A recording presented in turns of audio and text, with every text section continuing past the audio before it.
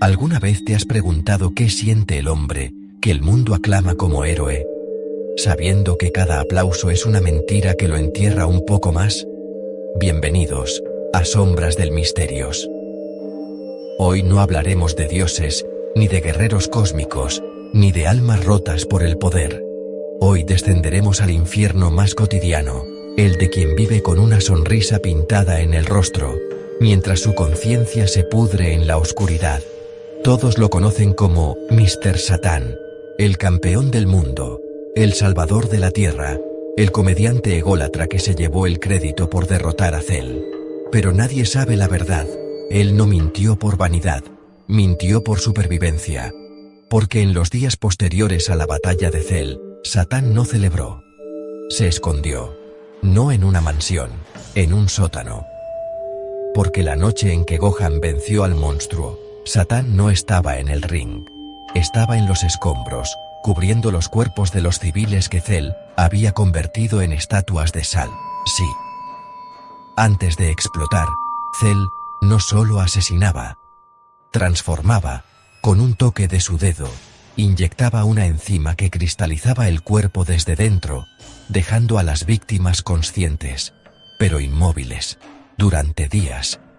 Satan vio a una niña, de no más de 7 años, convertida en una figura de sal rosa, con los ojos abiertos, llorando lágrimas que se evaporaban antes de caer.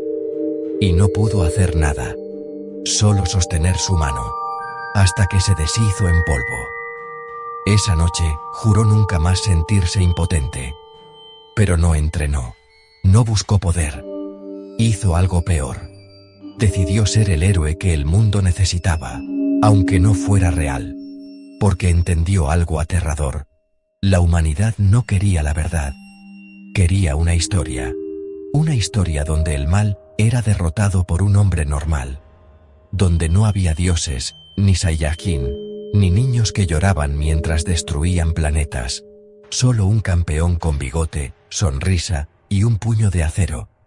Y así, Satán se convirtió en la mentira que salvó al mundo de la locura. Pero la mentira tiene precio.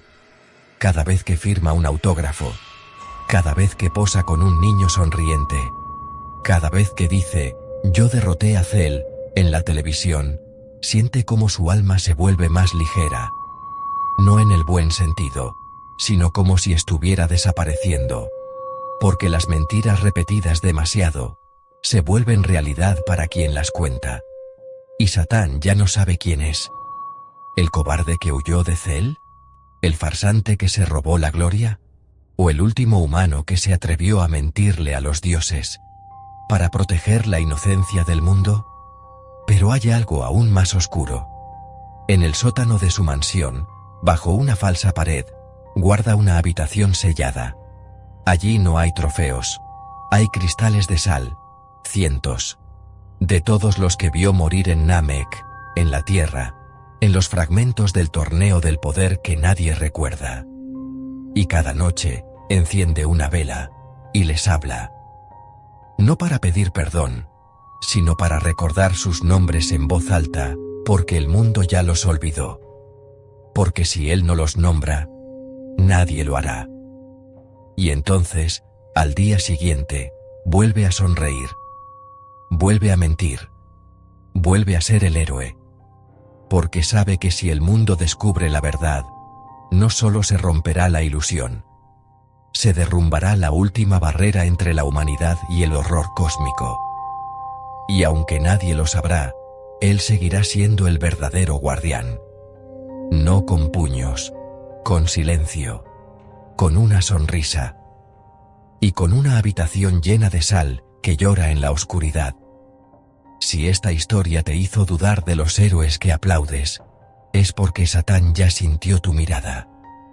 Suscríbete a Sombras del Misterios, antes de que tu propia verdad se convierta en la próxima mentira que el mundo necesita.